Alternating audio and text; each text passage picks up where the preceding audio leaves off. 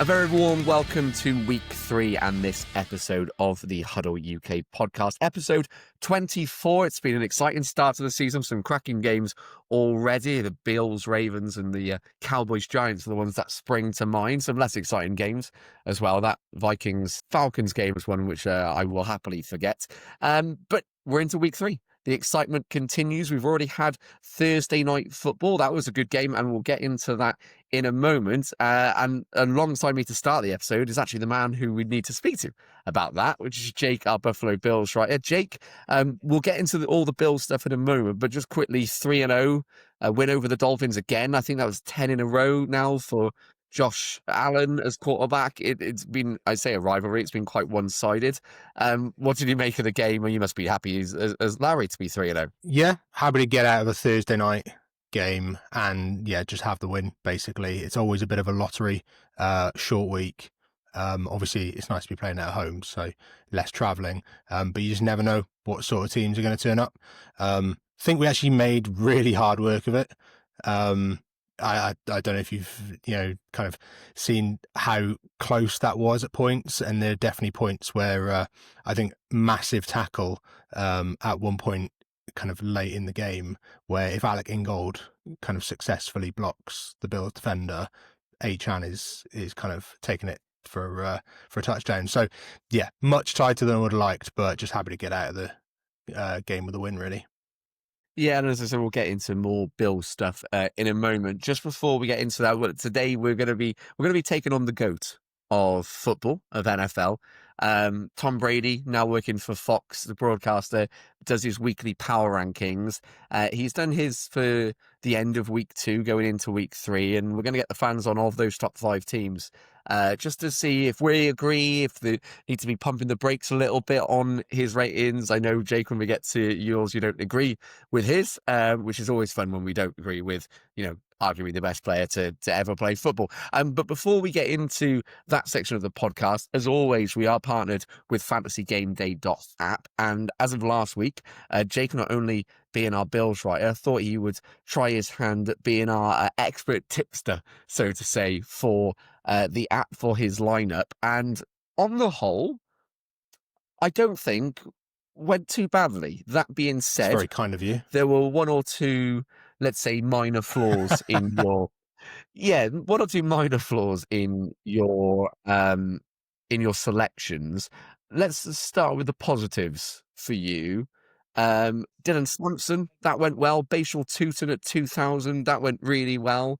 Jamar Chase had an absolute flyer. That was your number 1 selection at wide receivers. If you put Jamar Chase in your lineup, you probably made bank this weekend. So yeah, regardless of quarterback, I think he's quarterback proof. So happy with that one. Yeah, I had him in, unfortunately, in a stack with Joe Burrow. And after about one core, I was feeling very, very happy about that. And then obviously, well, we all know what happened to Joe Burrow. You can go read more about that over at HuddleUK.com. Our Bengals writer is a bit depressed and a bit down, understandably, about that. Some other names, just looking at it, Elike Amanor, he had a decent week. Troy Franklin may be the best selection of all of them on your tips list at 2,000. He had a flyer. I think he had 8 catches for some 70, 80 yards and a touchdown. So, that was an inspired selection. I can't think of where I got the tip on that one from, but there we go.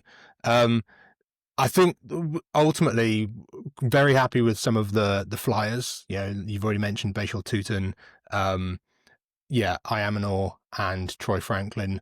I think massively let down by some of the medium-tiered players, no more so than Breece Hall. AJ Brown continues to be a bit of a question mark at the moment as to what the Eagles are doing. That bounce back game didn't happen. But I think there's reasons to be positive, and I've already got a number of late flyers as well for lineups in week 3 already lined up. So feeling more positive about week 3 than positive about week 2 retrospectively. Yeah, Breece Hall, as you just mentioned, I don't want to throw you under the bus more, but as you put in the article, looking at it here, was your pick of the week. Yeah. Wasn't helped by the circumstances. The Jets weren't great. Justin Fields went down, so we could find some excuses, but it didn't work out great. Not to spoil your article that will be coming up on the website, that hopefully people go and listen to and find some more tips along the lines of Franklin and Tucson and Ayamanor, or obviously Jamar Chase. But do you have one or two players that are standing out for you this week? Yeah, I do actually. So, I think one of the cheap options, we've seen obviously some injury hit quarterbacks. So kind of breaking news today was that Marcus Mariota appears to be getting the start. That's not actually been announced, but we know that Jaden Daniels won't be featuring this weekend. Marcus Mariota is currently priced at 4,200 on the app. With his rushing upside against a pretty weak kind of Vegas defense at the moment. Their run defense is pretty good, but overall their defense isn't particularly good. So I actually quite like Mariota as a bit of a kind of shot in the dark. You don't need him to do much for you at 4,200. And obviously his rushing upside, he's always quite happy to get out of the pocket. So yeah, quite like that option this week. I won't say who my pick of the week is. I will allow the listeners to go and read that. But yeah, I think Mariota for me is one that will be a very valid kind of streamer this week. Yeah, I don't disagree. I'll give my tip of the week because it's not written, but I think Jordan Mason, not to double down on the Bengals' pain, but I think Jordan Mason has looked more explosive than Aaron Jones out of the backfield for the Vikings in the first 2 weeks of the season. I, has said to a good friend of mine who's a Vikings fan that I thought by week 4 he'd be the lead back anyway. Now Jones on IR. I think Mason, particularly with Carson Wentz in there, and no disrespect to Carson Wentz, has, had his day as a brilliant quarterback in the NFL, but older now, they're going to be relying on Mason, I think, to get that ball moving for the Vikings this weekend. So yeah, Jordan Mason would be my tip. If you are listening to this and haven't signed up to fantasygameday.app yet, you need to go do it. It's a fantastic app. If you do go over there and use the code HUDDUK, HUDUK, you'll get a free £7.50 after setting your first lineup. You can basically enter twice. The second one is for free on us. You support us, support the app. So all round would be great to have your support for that. So yeah, go check out fantasygameday.app. Listen to Jake, listen to I, if you dare. So as I said, some of the selections last week were very good. Others would have been best to steer clear of, Breece Hall. We'll move on now. We'll have Jake back momentarily, but as I said, we're going to go through Tom Brady's power rankings and see what he's saying. The Bills will be up very shortly. We'll have a quick break away from Jake, and then we'll get back to Buffalo. Top of the GOAT's power rankings, as it is after 2 weeks, are the Philadelphia Eagles. The reigning champion Philadelphia Eagles, who obviously knocked off the Kansas City Chiefs in Arrowhead in week 2. This, I think, of all the 5 teams, is the one I'm most interested to talk about because it's the team from the outside looking in, at least, that has the biggest discrepancy. Some people, Eagles fans, say we're 2-0. Why aren't we top? We should be top of all the power rankings. Another team saying, well, they haven't looked great, but they've been winning. So we're going to have to get the inside scoop on this. Nathan, our Eagles writer for the HuddleUK website, joins us now. Nathan, how are you doing? I'm good, mate. I'm getting on well. How are you doing? Very well, very, very well. I guess that's the first question, the simple way to start. But are the Eagles the best team in the NFL right now? I don't think we are the best team in the NFL. I think we've got the best tools at our disposal, and I think we've got the potential to be that best team. But I've been watching, even in the NFC at the minute, I think there's teams that are just slightly... It's not that we're not the best team, but I feel like people have found their form quite early. Like when I look at teams like the Green Bay Packers, and when they've got everyone healthy, and I see Jordan Love playing the way he's playing, and defensively they look great, I feel like they're one of the biggest competitors. I would say us maybe 3rd or 4th, just the way we're playing, because offensively, I don't think we're playing bad. It's just, you can tell it's another year, it's another offensive coordinator. Kevin Patullo, like, you can tell he's not got a handle on quite the way he wants to play yet, but it's not been terrible, but I don't feel like we're playing our best football yet. Yeah, you just alluded to it there. So Kevin Patullo is the new offensive coordinator. For any of those who aren't Eagles fans out there, last season was the passing game coordinator. So when it felt like the logical appointment, didn't it? When kind of Moore went on to the Saints, it seems, well, he was in charge of the passing attack. Let's make him the offensive coordinator. The irony in this is that it's the passing attack that hasn't really been clicking. Jalen Hurts was held for under 150 yards against the Chiefs. Okay, going to Arrowhead and winning is no mean feat, and shouldn't be laughed at and disregarded in any frame of mind. But AJ Brown, Devonta Smith, these guys are being starved right now. It's frustrating as fantasy football players, but I imagine as an Eagles fan, watching the likes of the talent of AJ Brown running around the field, getting next to no attention, must be highly frustrating after seeing what he's been able to do for the last few years.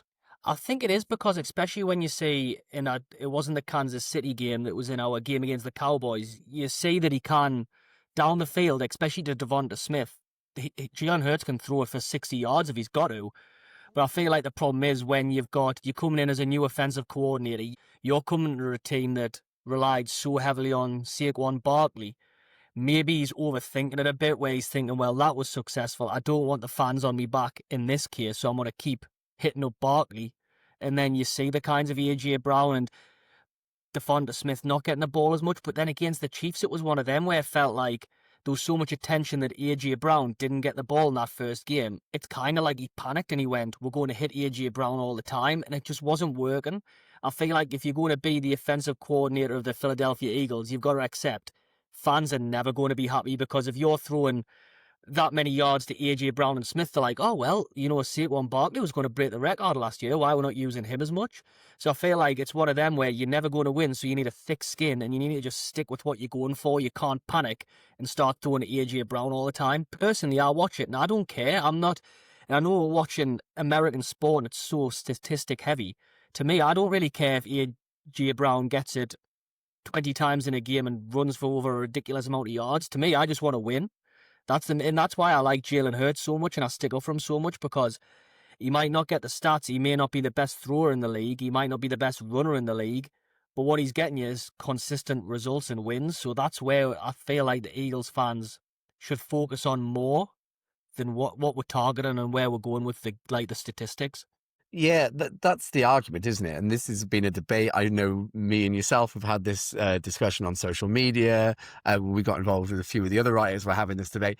Is how important is Jalen Hurts to this Eagles team? That is the bottom line, because you'll see some fans say, well, any other quarterback couldn't have done this because he's won 18 of the last 19 games. Others say you put Baker Mayfield, Joe Burrow, Justin Herbert, Jordan Love in this system and they would have won the Super Bowl last year. So that is the debate, isn't it? I think you're very much team defend Jalen Hurts. He's got the mentality, whatever it is about his game, that elevates the Eagles and make them better. Yeah, well, here's the thing, and I always say it. If you look at Joe Burrow and you've got Baker Mayfield, I love them as quarterbacks. Not when they come against the Eagles, especially Baker Mayfield when he's blowing us out every time we play them. But they've got a great arm. They know how to throw. They can get you down the field, and they are tremendous quarterbacks. But I think this gets lost in sport, especially, it doesn't just mean the NFL, but in football. We seem to talk about hypotheticals rather than actual results. Like we're saying they could do well in the Philadelphia Eagles team. Well, I seen Jalen Hurts drop out of this team last year, and it went to absolute, and I'm not going to swear because I don't know if we're doing that here, but it didn't go well at all. So what I say is a team that struggles without Jalen Hurts, and what other people are saying, well, this quarterback can do this and this quarterback can do that, and I just don't think they can. Yes, Hurts is going to throw some interceptions occasionally, which he hasn't done much lately. Yes, he's not going to pick up many passing yards, but what he's going to do is think on the spot, and he's going to get you wins any way you know how. And we've just seen with Joe Burrow, you put him in a tush push. What's he going to get another? What's a turf toe? What is turf toe? I've heard two quarterbacks with that now. What is turf toe? Someone needs to tell us. Oh, well, I mean, I know where you're coming from there. The touch push, to get onto turf toe in a minute, it's the issue with the joint stretching and tearing. But the touch push, every time I speak to you, it feels like there's another chapter in this saga, whether it's the Packers trying to get rid of it or the rest of the world hating it or the Eagles fans loving it. And for the first time, I think the Chiefs game was the first time where I've fallen on the side of the fence of, okay, this is a bit ridiculous now. Because I've said to you on previous podcasts, as long as it follows the rules of the game and nobody else can replicate it, then that's absolutely fine. But some of the ones against the Chiefs on the weekend were so blatantly false starts, it was getting a bit silly. I mean, there must be a level of we got away with it, because the Chiefs have been getting away with it, and people say that, for years now. So, to get one over on them, I guess karma. But even as an Eagles fan, are you concerned that the refs might start cracking down on it? Because a lot of attention was brought onto it on Sunday night. I think that's my problem with it, is more the refs cracking down on it. I see a lot of people saying it should be banned now, but unfortunately for the fans, that's not how it works. It's the same in any sport. You vote at the start of the season. If that vote doesn't happen, you need to get on with it, grit and bear it, because teams haven't voted for it. And with the false starts as well, I actually heard, because I listen to the New Heights podcast quite a bit, and they broke it down really well. Refs don't pick up on everything, and when we see it as fans on the side, what we're seeing is things that have been slowed down 100 times in frames, which is easier for us to pick up. Now, my problem with it now is because it has been highlighted in slower frames, and in person, I'm not going to lie, I didn't even notice it till it got slowed down, until it got mentioned, and then you start to realise it's going on. So for me now, I feel like because it's been highlighted, the refs are going to overreact, and you might even get some that are wrong calls, but it's just sport. But again, when it's going in your favour, I'm not going to vote against it. And like you say, I've had a few Chiefs fans online telling us how wrong it is. I'm sorry. I'll take it from any other fan. Any other fan base can tell me you're getting away with it. I'll be like, fair enough, we are. We are getting away with it. But if you're a Chiefs fan coming to me telling us I'm getting away with stuff, and that the refs are cheating Chiefs, we should probably give our head a wobble on that one, I think. The Eagles are becoming the new Chiefs in that respect, aren't they? They're going to become the fan hate us as base much as you want. Yeah, well, is it Millwall, the football team, say nobody likes us, we don't care. Is their chat room. I think that's becoming very much the Eagles and Chiefs mantra at the moment in the NFL. I want to talk about the defensive side of the ball as well, because there was some, like, Vic Fangio's defense still looks good. A lot of people left, a lot of veterans, real big presences in the locker room left in the summer. But at the same time, there's still been some really good moments. Makuba, the rookie, with basically the game-sealing interception off the bobble from Travis Kelce on Sunday, was a great moment. The defense still looks good. I don't think it looks as good as last year, though.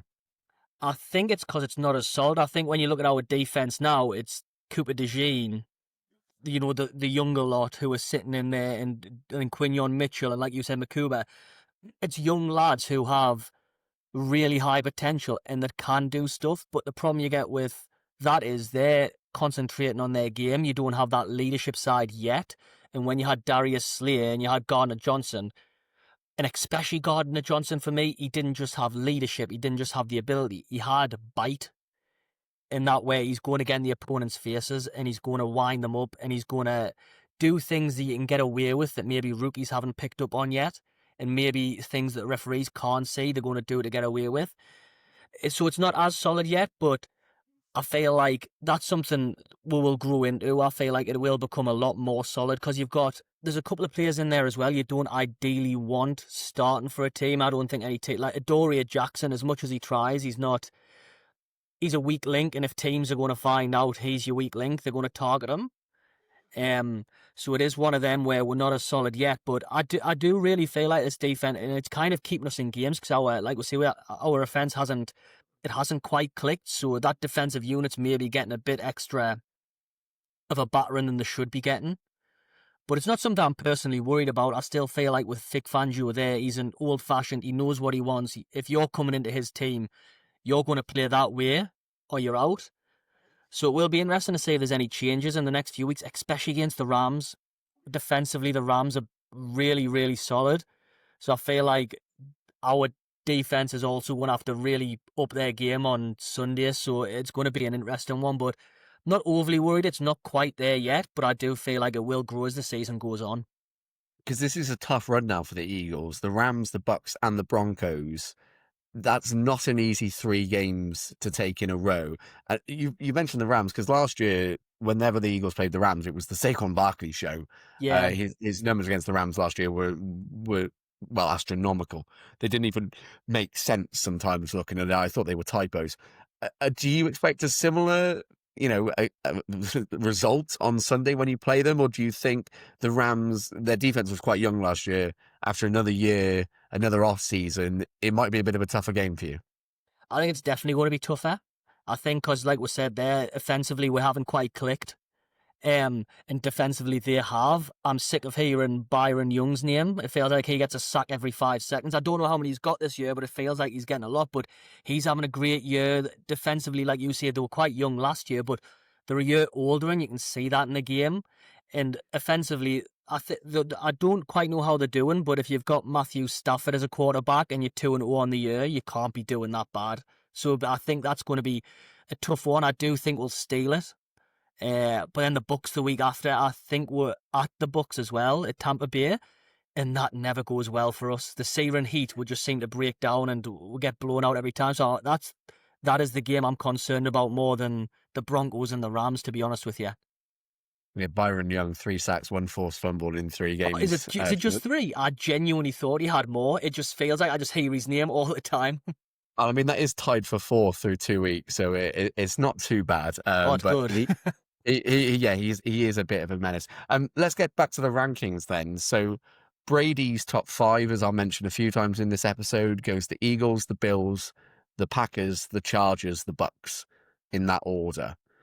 I'm curious where you disagree or where you agree. You've already said you wouldn't have the Eagles first, personally. Who do you think then are the number 1 team in the NFL right now? I suppose that's where it gets tough putting someone. If I'm saying the Eagles aren't first, I guess I don't know who's there. For me, like I said before that, who's impressed me most this year and who I really don't want to come against is the Green Bay Packers.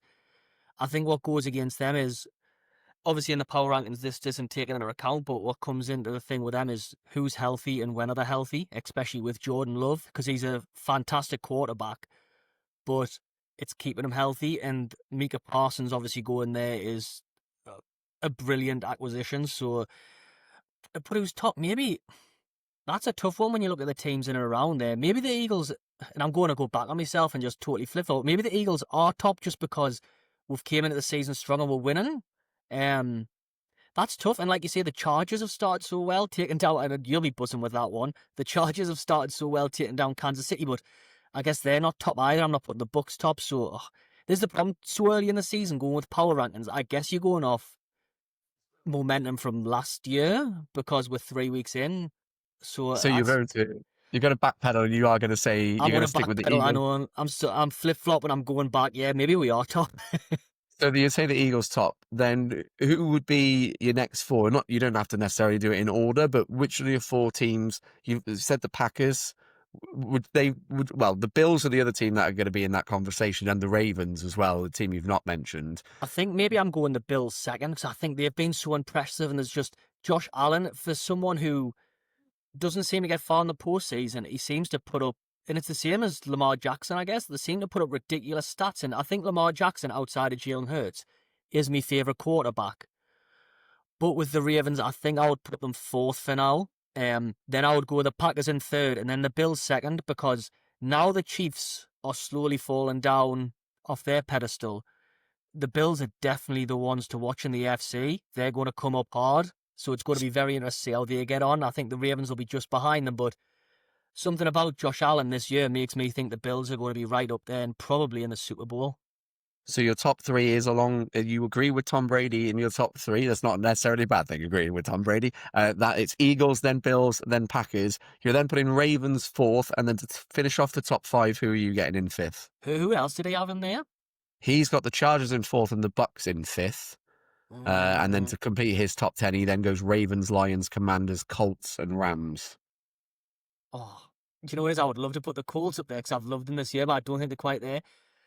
I think because of Baker Mayfield, I think I want to put them 5th and then the Chargers 6th. As much as I've enjoyed the Chargers again this year, I feel like in a couple of weeks maybe they'll be up there. It'd be interesting to see what momentum they can carry.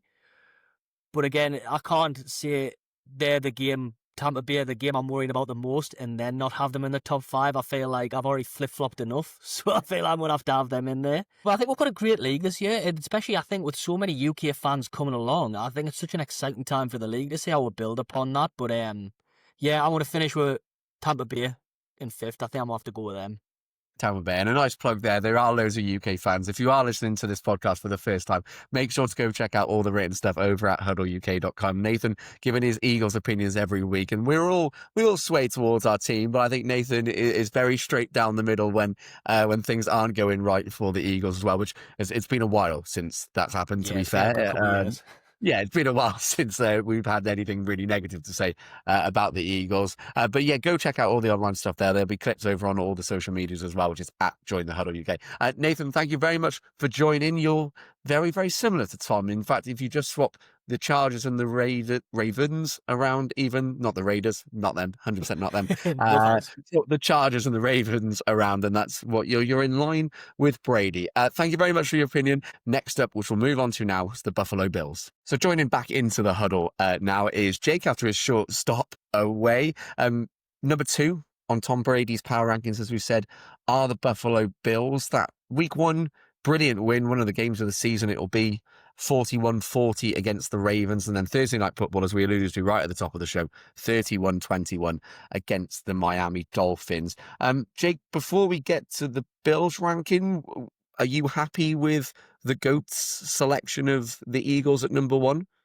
I think the Eagles are a bit lucky to be there. I think that they've kind of failed to impress through the first 2 weeks of the season. They just haven't simply lost games. So, yeah, I don't think they look particularly electric. They certainly don't look like they ended last season. But at the same time, they seem to be winning games whilst not playing that well. So isn't that the sign of a champion?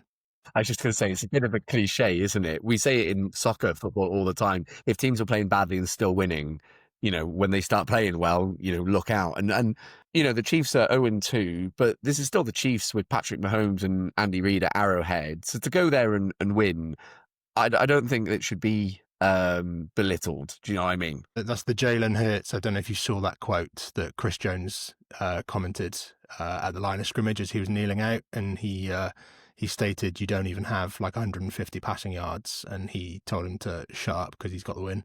So I think that speaks volumes about what the Eagles are prioritising, really. Well, I don't necessarily disagree with it as well. I think as a sports fan, if your team's winning, I know you want to watch a good game, but sometimes if your team's winning, that is the bottom line. So you don't necessarily agree with the Eagles being 1. Would you say the Bills are 1 then? No, actually. So I think that in an alternate universe that isn't really that far away from where we are right now, if 4 minutes was slightly different, I think the Bills would have been absolutely obliterated by the Ravens. Yeah, fine. They would have beaten the Jets. Great. But I think we'd be sitting 1-1, and I think people would be asking really serious questions about the Bills' defense. They are anyway, but no, I really, if I have to be brutally honest, there's some improvements that I'd want to see from the team over the course of the season to really kind of solidify that kind of top 2 spot, so to speak. So no, I don't agree. So do you think they're second then? It sounds like you don't. No, I think I'd probably put them in still in the top 5, but probably 4th or 5th on the list, to be kind of brutally honest about my own team. So I'm not sure how that would fly. Let's talk upside though for a moment. Josh Allen still looks great, even with the blooded nose. I really enjoyed your headline of your story after that game against the Jets, which I won't spoil, but go and look at the Huddle UK website to read that one up. He still looked great. Even on the 2 plays where he was out, I think the Bills still made positive yardage.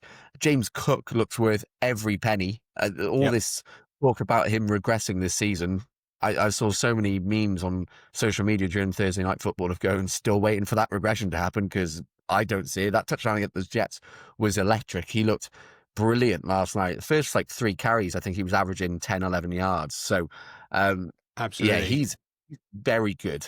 They are getting their money's worth out of James Cook this season. I got a stat for you, Phil, that if he stays on course for the rest of the season, for the number of touches that he's had, he's going to push 350 touches, which would put him inside the top 20 kind of for a season of touches since 2010, I think.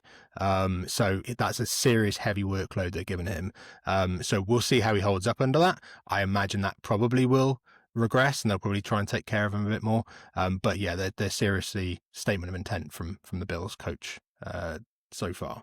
Because he's got 4 touchdowns in 3 games. As you said, it was 19 rushing attempts yesterday, 21 against the Jets, 13 against Buffalo, but he also had 5 catches against Buffalo. He's had 4 catches in the other 2 games. So, yeah, just a monster start to the season. I think the other big positive, when we had you on one of the episodes in the pre-season, it was the one where we had Travis Clayton on, and we had the two of you sort of pick your wits at which the best Buffalo players were when we were spinning the wheel. And at one point you got the Bills and you were between a wide receiver and a tight end, and you said the sentence, I hope Dalton Kincaid can become that guy. Yes. Because the rookie season wasn't great. However, this year, I think it's now, looking at it up, that is, if I do my maths correctly, 13 catches, 2 touchdowns, over 125, 30 yards in those games, has looked remarkably better than he did last year already. Yeah, absolutely. I think what went under the radar last season, because he battled through it, was his knee injury. So bit hobbled by that. I think we can comfortably say that he's a different player this season compared to last season. I think a lot of it is just rooted in the fact that he spent a lot of the off season strengthening that up a lot. So previous podcast, Austin Eckler preached, being in the weight room, and Dalton Kincaid this off season spent an awful lot of time in the weight room. There's a lot of buzz around it, strengthening up around his knee, ready for the new season. I think it's showing already so far.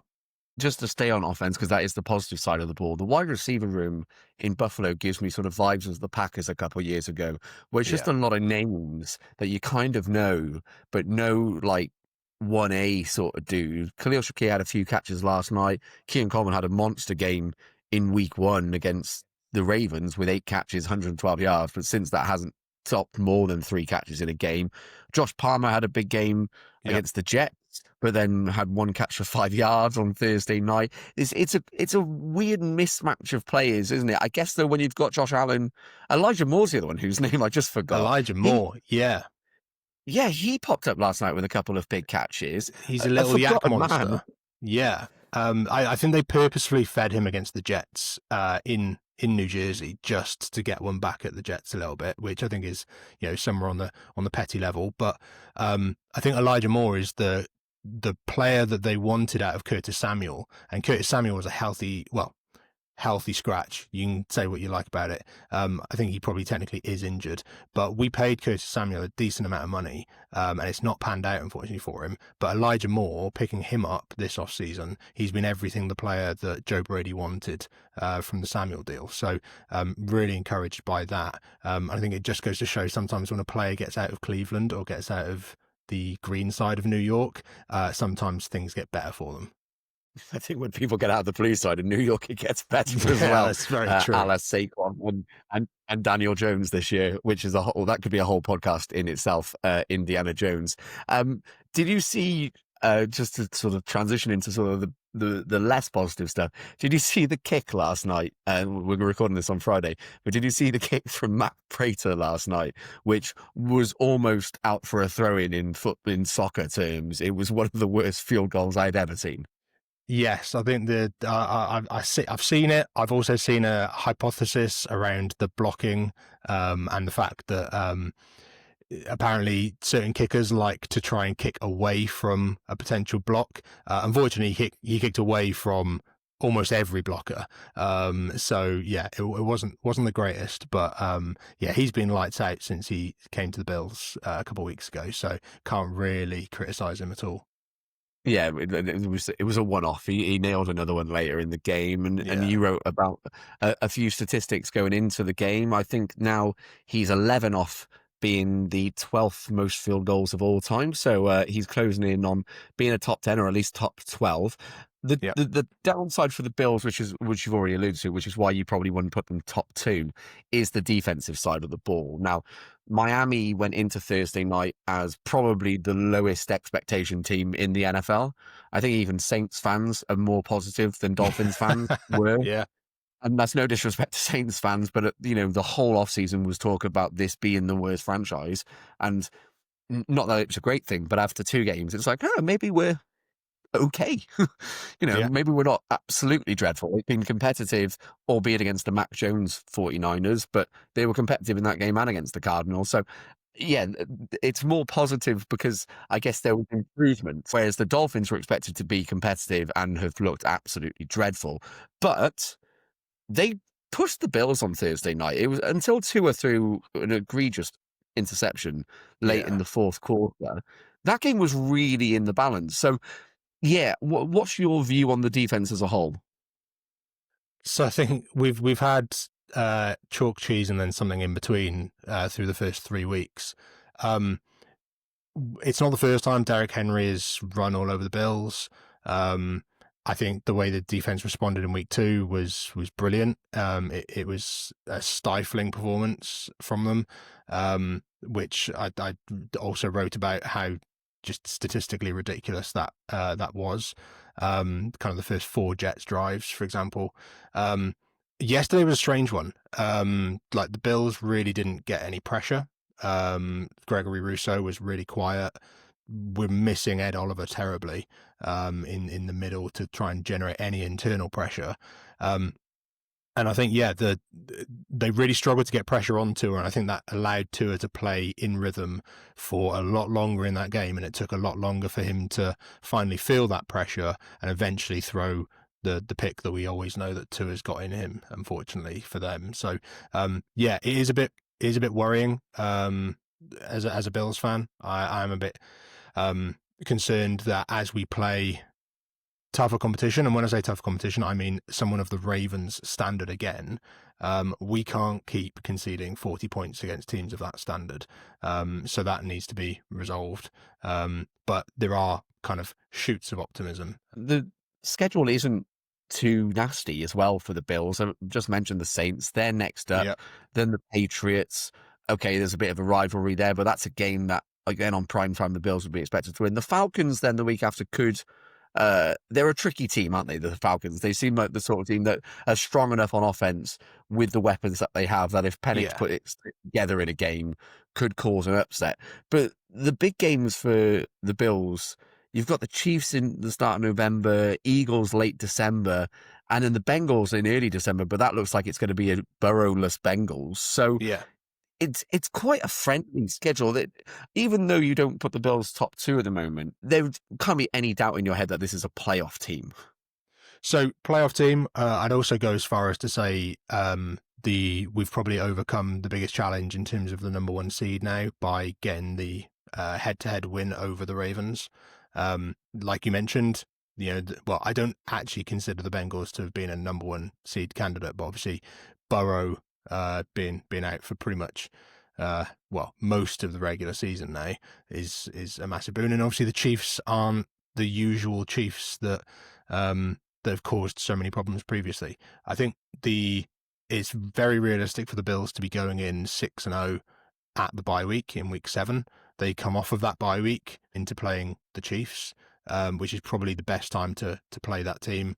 They're probably still ramping up the likes of Rashee Rice as well at that point. So, yeah, feeling very confident about that. I think they have the 3rd or 2nd easiest schedule, kind of by Pro Football Focus, I think when they rank it. So, the Bills should be going for that number 1 seed.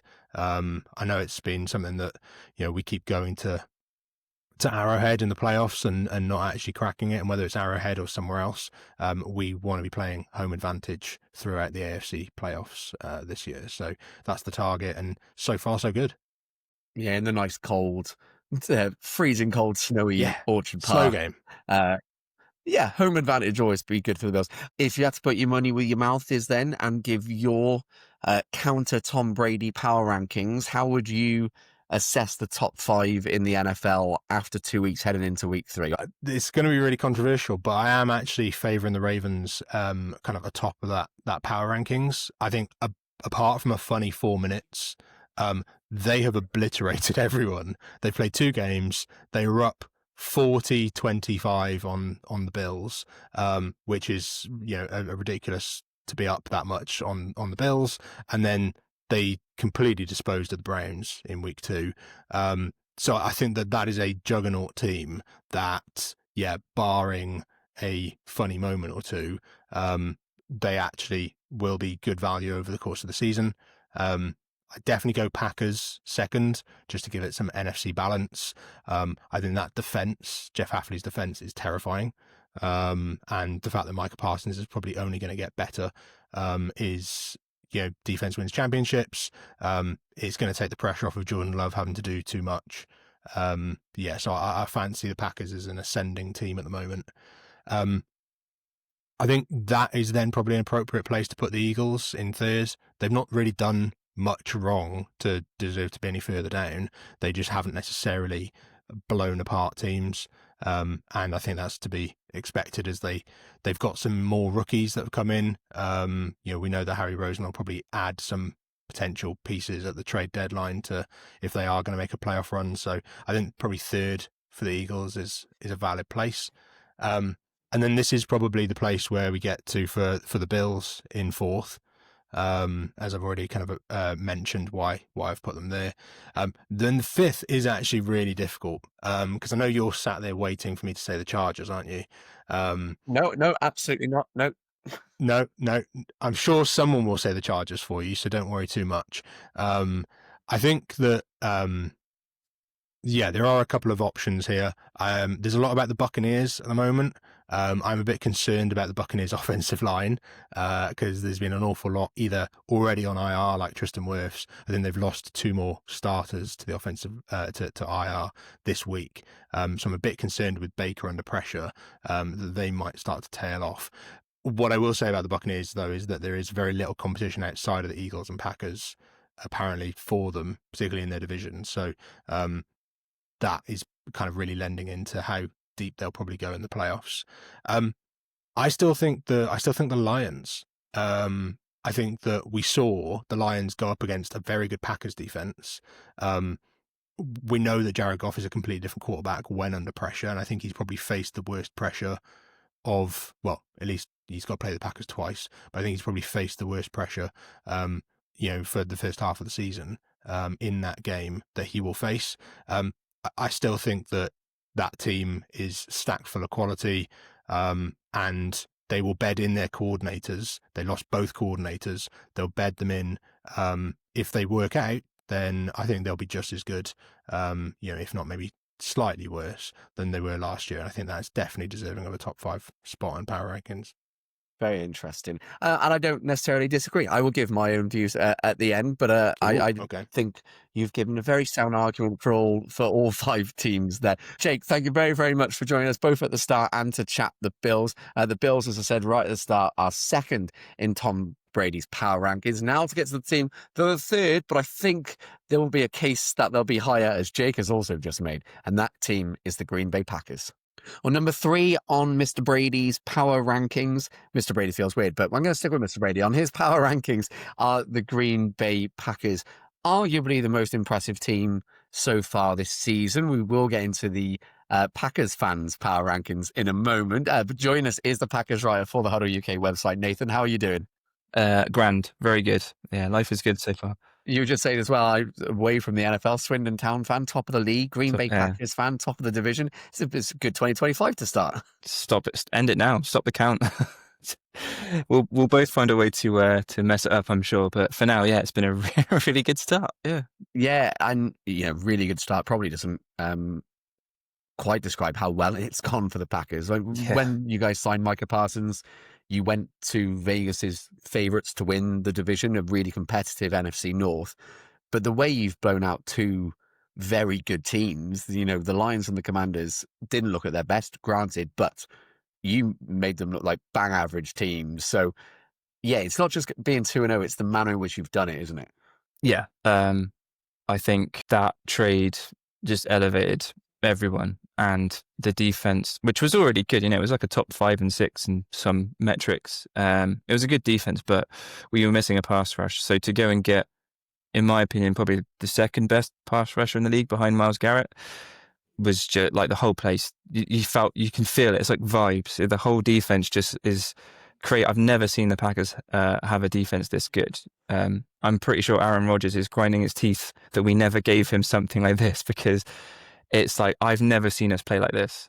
on defense. There's the way they're swarming to the ball. The Detroit Lions they're a good offense. They proved it against Chicago. I mean, it's only the Bears, but they still proved that they can really hurt you, and they just couldn't do anything. Like Jahmyr Gibbs had nothing.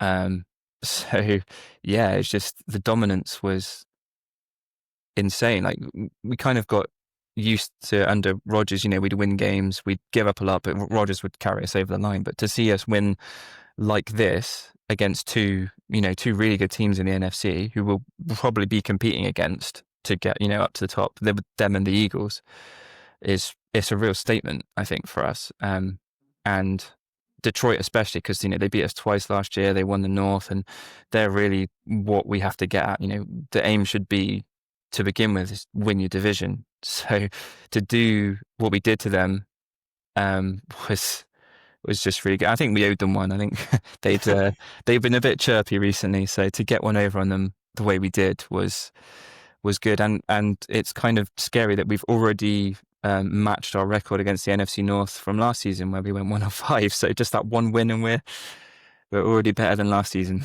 The NFC North episode of this podcast was by far the chippiest one that it was recorded to date. Like, it was a bit from you, bit from everyone.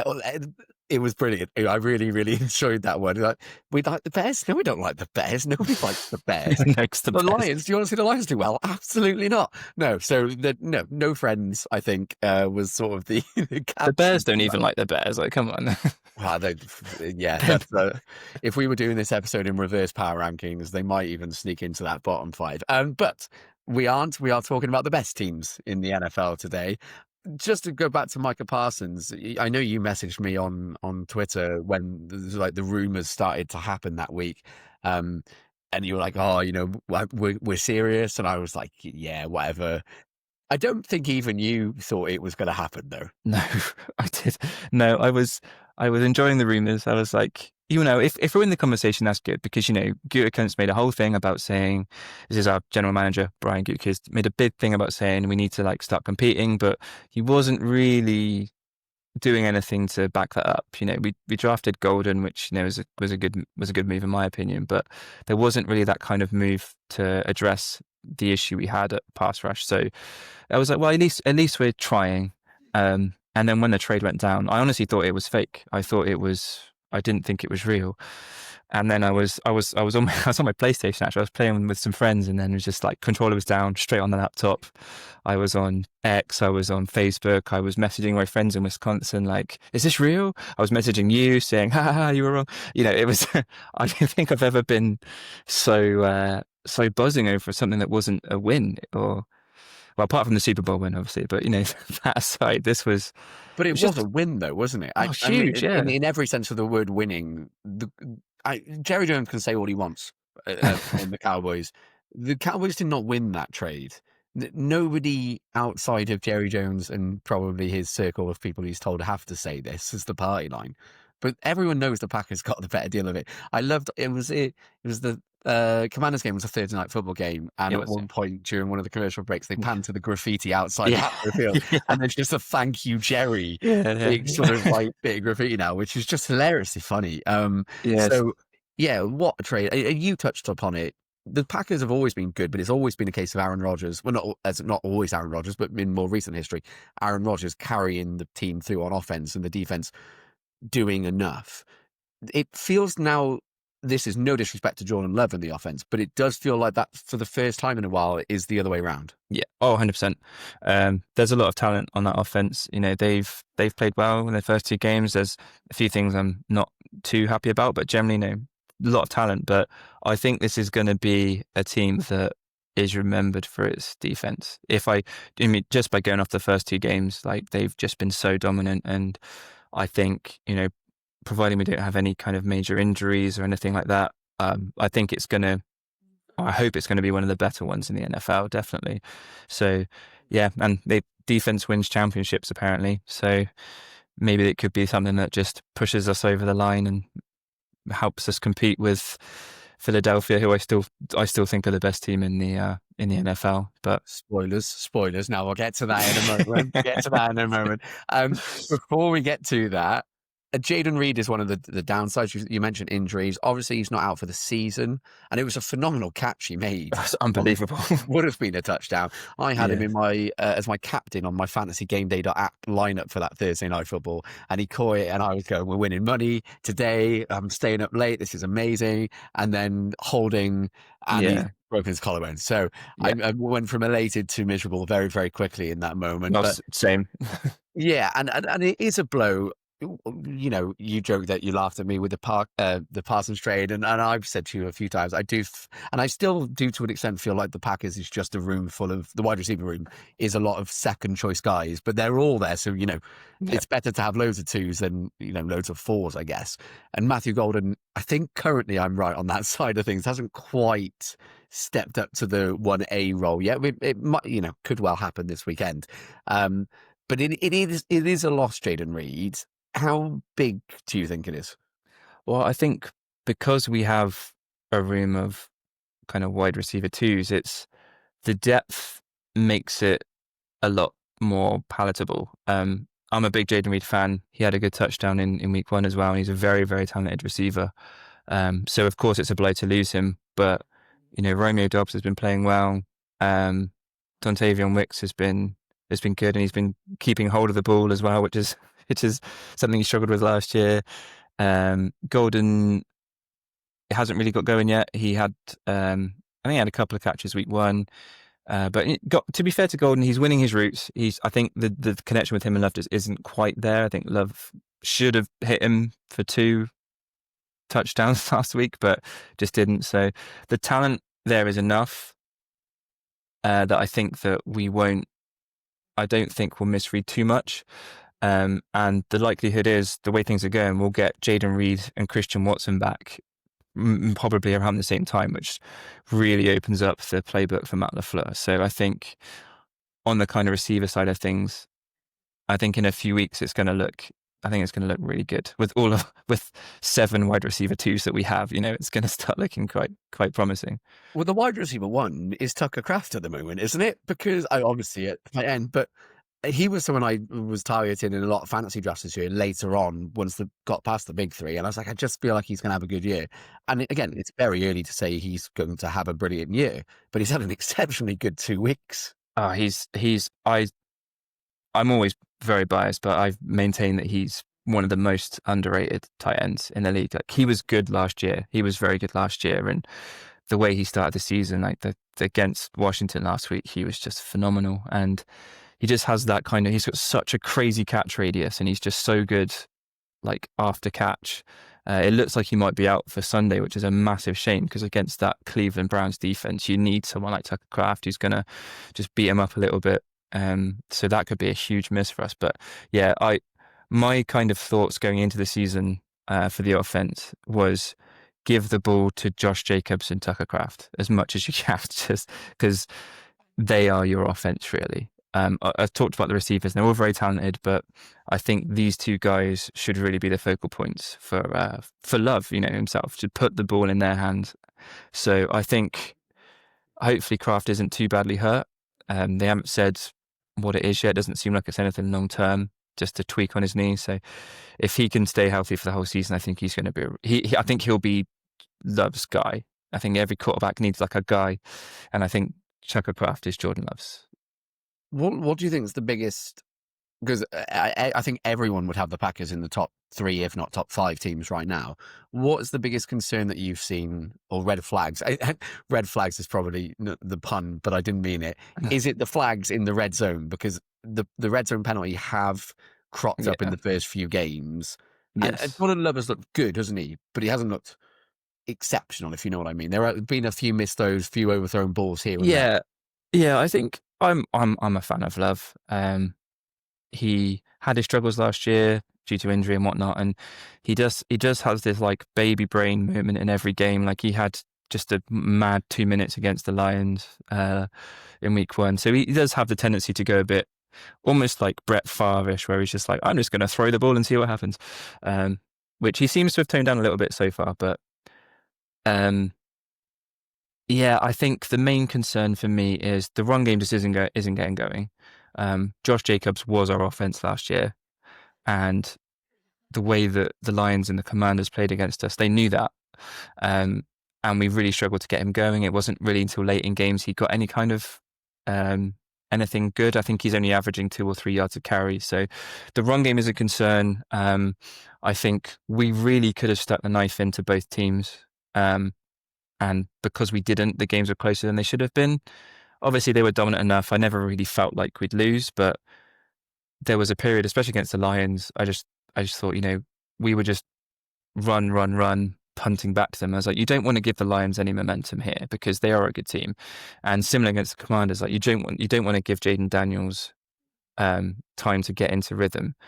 Thankfully, the defense was good enough to hold them. But if that hadn't happened, then who knows? So I understand why Matt LaFleur gets so conservative, but it does kind of frustrate me a bit because I think if you're playing against someone like the Eagles and the opportunity is there to get at them, you get at them, you score the points because they will score points on you. So, yeah, it's not all been perfect. I think Love's playing fine. There's been a few missed. There was one to Golden against the Commanders, which he really should have got, but I don't mind that connection will take a bit of time. That happened with Aaron Rodgers. He took him a season to get to grips with Devontae Adams. So I'm not majorly concerned, but I think we do need to find more ways to get Jacobs going, because if we continue to have no ground game, it's going to make Love's job harder in the long run. It is funny saying this, though, considering that Josh Jacobs has scored a touchdown in 10 straight games, isn't it? Yeah, that's the bad. You're playing well when the bad part is that you'd only score in one a game. Do you know what I mean? I know exactly what you're saying. But it is mad that that's the downsides at the moment. And just go back to that Commanders game. Josh Connolly Jr. is a very, very good tackle. He was drafted in the first round by the Commanders this year. Yeah. But God, that was a baptism of fire that was in the NFL, going to Lambeau Field and having Micah Parsons breathe down your neck all day. I watched one, I think it was one rep he had against him, and like Parsons almost like teleported. I've never seen him move. I mean, it's him and Myles Garrett really that can do this. There's only those two that can do this, but I was just like, that poor kid. Like he is, and Parsons isn't even playing every snap, and he just looked mortified. And I think it's going to be the same for us this weekend. We'll probably have Myles Garrett up against a rookie by the looks of it. So Godspeed to him, because that's not a fun matchup early on in your career. No, absolutely not. Let's get to the rankings then. You've already alluded to it slightly, as we'll say a few times in this episode. Tom Brady has the Eagles as his number one team. His justification, which makes a lot of sense, is that they're the reigning champions. They still haven't lost. They've gone to Arrowhead and beaten the Chiefs, who were also in the Super Bowl last year. You mentioned it, so I take it from what you said that you're on the same page as that. Yeah, Eagles are the best team in the NFL for me, yeah. Who would be next then? That's where it's going to get interesting, I feel.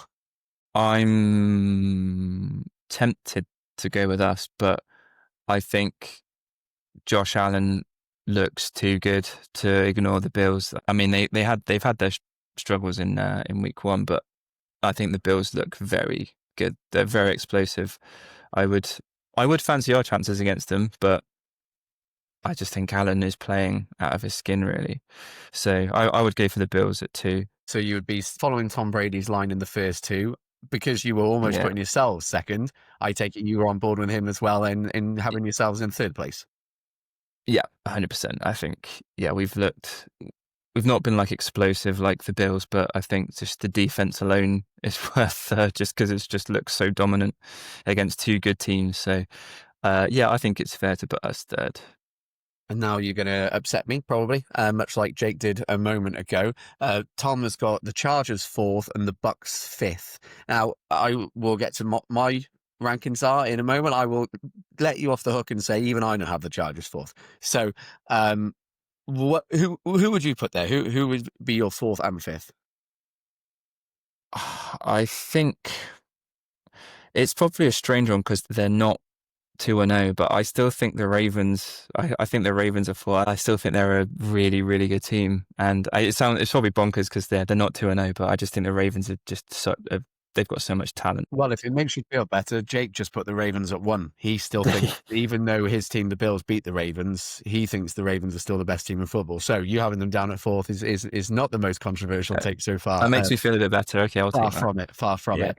So Ravens. So Tom Brady had the Ravens in 6th. You're going to move them up to 4th. Yep. And who are you having as 5th? I am not doing this because you're here, but I'm going to have the Chargers at 5th just because they have looked. I said to you before we spoke, they've looked really good, really good. Really, really impressed. Justin Herbert looks like. I mean, he's kind of. Him and Josh Allen have been probably two of the better quarterbacks in the opening weeks. Like he looks phenomenal, and I won't say I've watched both Chargers games fully. I've just seen the highlights, but yeah, they looked really, really good.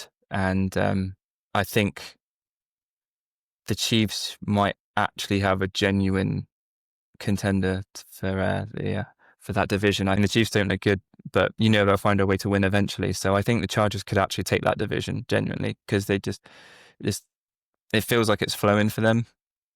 And I think they've got good receivers there, and Keenan Allen has been rescued from Chicago and he looks like himself again. So He looks like a rookie. It's unbelievable. He looks fitter than everyone out there. He's 31. He's approaching 1,000 receptions. The dude is a freak. Yeah. And he scored a touchdown in both of his first games back now. I just love the relationship he has with Herbert.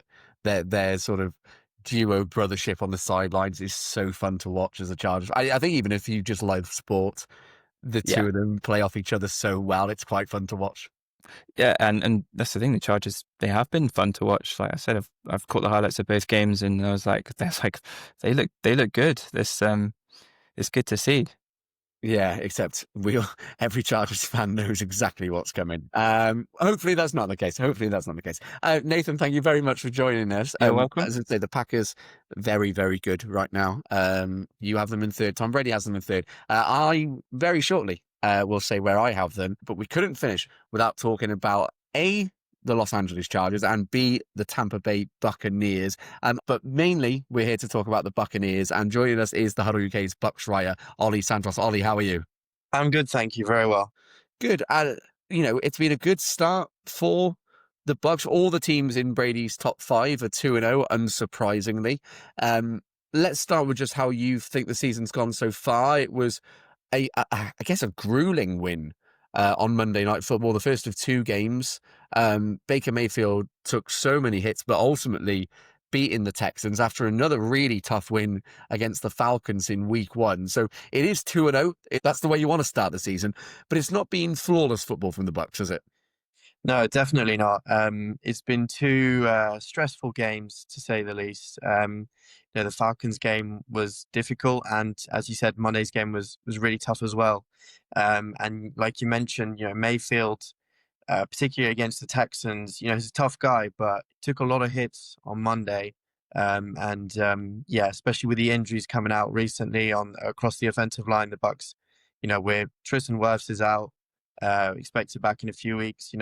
Gadecki is out for 4 weeks now, and I think we've also lost Cody Mauch, a season-ending injury as well. So he's going to have to step up even more and be even more tough if we want to keep winning games. Yeah, you've beat me to the punch there, because it's been great. And Baker, Browns fans must watch Baker Mayfield now and just shake their head in what he's become. He does play with a chip on his shoulder. He's got this bit of attitude, this bit of swagger, but he's developed into a real quality quarterback in the NFL. There was that moment, I can't remember who the Houston player was who tackled him, but he went down, he looked like he got a bit injured, and then he heard the player chirping him, and he's immediately on his feet, just, giving it large to the defenders. So, I love that. I think you've got to play with that sort of confidence and swagger as a quarterback, but you must be concerned about the offensive line now. You've touched on the injuries. He took so many hits against the Texans, and the Texans defense are one of the best in the NFL. There's no denying that. But most teams have at least sort of one quality edge rusher. And I would be terrified as a Bucs fan now every time, Baker's there in shotgun and then the players swarming him, because there's a long way to go in this season, isn't there? Yeah, definitely. And, especially with the Jets coming up this weekend, I mean, they have a good defense. That's something that they've they've had in the past few years. And Baker, he puts himself into harm's way, for the team. And it's gonna be tough. I'm interested to see how it's gonna go. We've got some tough games coming up. So yeah, I'm not sure how I'm feeling about these injuries. I'm seeing, we've signed some players from the practice squad, from other teams' practice squads, but I don't know. We'll have to see how it goes, and hopefully, I think Gadecki is back in. I think it's 3 to 4 weeks, and I think Tristan Wirfs is back in 3 to 4 weeks. So ultimately, it's probably only going to be for the next probably 4 to 5 games. But yeah, we'll have to see how it goes in those games, and just hope that somehow we can come away with some more wins like we have been so far. Yeah, Kalijah Cansey's the other one, isn't it? Who's Yeah, now out for the in injured season. reserve, out for the season. 2 weeks in, it feels like such a kick in the teeth just to go through some of it. Stuart Opeta, the guard's been signed to the practice squad. Offensive lineman Luke Haggard's now on the active roster. As you said, Gadecki is now on injured reserve. So, yeah, really, really tough. I guess the bright sparks for actually massive bright sparks for the Bucs this year to start has been the rookie wide receiver Emeka Egbuka, who I think lots of players really, lots of like fans watched him in college and was like, this is going to be a great prospect. But with, McMillan, with Godwin, with Evans, even Palmer to an extent, there's a lot of mouths to feed. But with the injuries, he's taken full advantage of this opportunity, hasn't he? Yeah, no, he's been incredible so far, particularly in that first game against the Falcons. I mean, he was amazing in that game, and really, really good as well this past week. And yeah, and in you say that, and I had a look earlier. He actually didn't train this week. He's actually questionable for this weekend's game as well, which is really unfortunate. I think he has a slight injury as well, which is, it seems to be hitting both sides of the ball now. But yeah, but luckily, as you said, there's enough people on that side of the ball to be able to, make up for his absence if he doesn't play. But yeah, be slightly disappointing if he isn't able to make it this weekend. One of the downsides as well for the Bucks is something, not to throw you under the bus, but something that I know you were a big fan of, or a player you were a big fan of, and have written for on more than one occasion for the website about how he was underrated, was Chase McLaughlin. And it's a bit of that first game between the Falcons and the Bucks. I put it on the HuddleUK's Twitter. It was just not a good day to be a kicker that day. And then McLaughlin missed another one that when you watch Brandon Aubrey nail 64-yard kicks, and they could have gone for 70. When it's 42 yards, now that should be the equivalent of what a chip shot used to be back in the day at 20 yards. So are you worried about McLaughlin? Because I know you used to, wax lyrical about how underrated and how good he was. Yeah, I have to admit, I was hoping that it was maybe just a one-game thing against the Falcons. We have been seeing more or less across the board since the start of the season. The kicking has been relatively poor, apart from obviously Brandon Aubrey. And I think from what I read, I think that has something to do with, I think they have different balls. I think they usually have K balls, so kicker balls. And I think this season they're not using K balls anymore. So I think from what I've been hearing, the kickers actually have to get used to these, actually kicking the same balls that, the quarterbacks will be slinging around. So, and apparently that's different for them. But yeah, I have to admit that I am slightly worried because, leaving so many points on the board. So he's left the equivalent of a touchdown, a full touchdown, 7 points on the board over 2 games, which is a lot of points to be leaving out.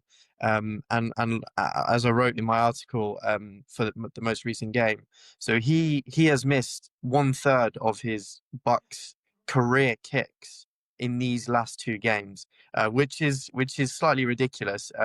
And I expect him to fix that. Um, because against the Falcons, if he makes the extra point, he pretty much makes the field goal attempt by Koo, which he missed anyway. But he pretty much makes that irrelevant because it would have put them out of it would have put them 2 scores ahead. But yeah, I'm not sure. I'm hoping again it's maybe now not a 1-game thing, but a 2-game thing, and maybe he can sort that out. This weekend or next week, whatever it may be. But yeah, especially with all the injuries we've been having, we can't be having the special teams letting us down as well. let's get on to those rankings then. Who do you think are the best team in the NFL right now? Yeah, so it's a tough one. I think the Packers are the best team in the NFL currently. I think, you know, they've fixed I think their defense was relatively, it was quite average last season. And, they have the offensive weapons, and to have fixed that defense, I think that makes them a serious, serious, well-rounded team. And from what I've seen, I've been trying to keep up with every other team, particularly in the NFC. They definitely look like the best team. And, the Eagles, as it stands, I would pick the Packers over the Eagles. I know they do play, I think, at some point this season. I think it's towards the back end of the season, so that should definitely be a good game. Yeah, I think definitely the Packers should be near the top, if not the top. And yeah, I've not been that impressed by the Eagles really. Yeah, I mean they're 2-0, but it's been tough for them in both of their games. That is the debate, isn't it? So if you have the Packers top, who would you have second? I would tend to agree with more or less with Tom Brady's ranking, apart from a couple of things, but I would probably put the Bills in second. I don't want to curse them, but I do think this could potentially be their year. They look very good, so yeah. But I would probably put them in number two. Okay, do the Eagles then come third, or are they going to continue sliding down your No, rankings? I would keep the Eagles in third. I think they're nowhere near a bad team or even an average team. They're definitely a very good team, but I wouldn't put them in number one or number two, I don't think. And then we come to I have resisted from the majority of this podcast, giving the Chargers centric point of view. I love seeing the Bolts in fourth. It's been the first time in pretty much my entire time of watching American football that someone like Tom Brady says the Chargers are the fourth best team or even the second best team in the AFC. I find it very concerning as well because everyone laughs at us as a fan base because we always charger it. So being fourth is very concerning to me. Personally, I wouldn't have us fourth. I would have us fifth. Who would you have as fourth? I probably would potentially I would have the Ravens, but if you were to say the Chargers, I wouldn't be offended by that. I mean, I've seen both of their games, and I think the Chargers look very good. And I was, playing some predictions earlier, predicting through the season, trying to predict some records. And I'm not sure if you agree, but I feel like the Chargers have a relatively easy schedule. And I was looking at some games, and I'm thinking, I don't really see the Chargers losing too many of these games. And I might be wrong on this, but I wouldn't disagree with them being in fourth. Okay. And so would you back your own team to be fifth then, the Bucks? Tom Yeah, Brady, your former quarterback, you're 2-0. You're gonna agree with the man? yeah, definitely. I think, we're not top three, probably not top four, and I wouldn't really put the Bucks any lower than fifth or sixth at the moment. I mean, you can't disagree with 2-0. You can't argue with that. And a lot of the teams behind that are 1-1 as well. So you can't really put a 1-1 team, on paper ahead of a 2-0 team. And I think the Bucks have a strong chance, not a guarantee, but have a strong chance of being 3-0 as well this weekend. If they can play well at home. And yeah, I would definitely. I think we're always in the mix. These past few years we've been in the postseason for however many years in a row, and we're always there. And I think five is definitely a fair spot for the Bucks to be. So you would agree on the five teams, but not quite the order that he's got it in. Yeah, essentially, yeah. The top three, I would switch some things around, but I would definitely not change the top five. I think the top five is the correct top five to have picked, and I'm not just saying that because he used to be a Bucks quarterback. No. And even if that was the case, yeah, everyone's allowed their own opinion on that. I think for me, you probably will disagree. I think for me, I would just sneak the Ravens above both the Bucks and the Chargers, even though they are 1-1. As Jake said, our Bills writer in the section earlier in this podcast, except for a crazy 4 minutes against Buffalo at the end of that game, they were the better team that day, and they absolutely annihilated the Browns with Derrick Henry doing nothing. So even though they are 1-1, I would skip them in front of the Chargers and the Bucks, which would knock the Bucks just out. I just think the as we've talked about, the injuries on that O-line are worrying. You know, the Chargers lost Rashawn Slater preseason, but Joe Walter's been incredible, shifting over back to the left side where he played in college. So, yeah, I would say the Bucks are just ahead of the Bucks, and but I would put the Ravens in front of both of them. I also agree with you. I would have the Packers top, I think. I'd move the Packers from third up to first. They just look so good. I think it's the quality of their wins as well. You know, they've beaten two teams that last season were in the last four of the NFC, in both the Commanders and the Lions. And then the Lions went on, and again, the Bears aren't great. Well, we don't think the Bears are great after 2 weeks anyway. But the Lions looked like they couldn't string together more than a few first downs against that Packers defense, and then went for, you know, over 500 yards of offense, 5 touchdowns against the Bears. So that says a lot about how good this Packers defense is. And I've said it more than one time, defense wins championships. So I would have the Packers first, like you. And I would agree with you that the Bills would be second, the Eagles third, and then I would go Ravens, Chargers just to round it out. But I think, you know, honourable mention does go to Tampa Bay there for sure. You've alluded to it yourself. Do you think you hold on to the division this year? It's tough to say. I really hope so. It really depends on it depends on this offensive line. So if we can make it through these next 4 or 5 games without Gadecki and without Wirfs, you know, with a somewhat reasonable record, whatever it may be, maybe with a positive record or not having dropped every single game essentially, I think there's definitely the chance to win the division again, with that offensive line being restructured, when the injured players come back. Another thing is that the Bucks' last 5 games, and no disrespect to the teams, are extremely winnable games in my opinion. I think it's the Panthers twice, the Saints and the Dolphins in the last 5.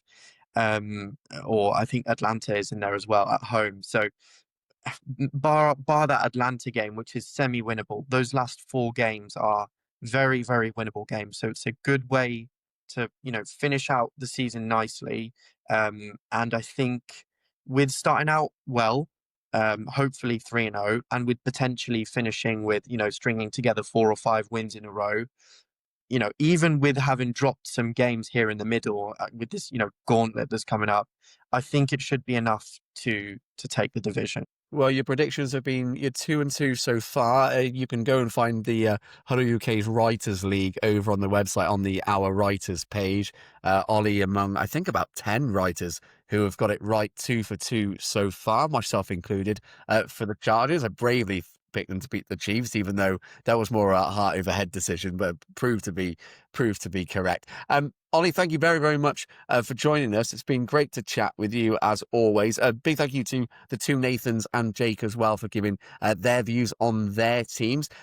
Enjoy week 3. It's a great slate of games on Sunday, and that Monday night game, that Ravens-Lions game, that could be an absolute cracker. So really looking forward to that one. As always, please remember to go and look at all the online content. Ollie's review of the game on Sunday went up a couple of days ago, so go check that out on the HuddleUK website. Make sure to follow us on Twitter, Facebook, God knows where. We are everywhere. Wherever you are, we are there as well. I've been the host, Philip Marsh, as always. Thank you very much for listening to this episode of the HuddleUK podcast, and we will catch you next week.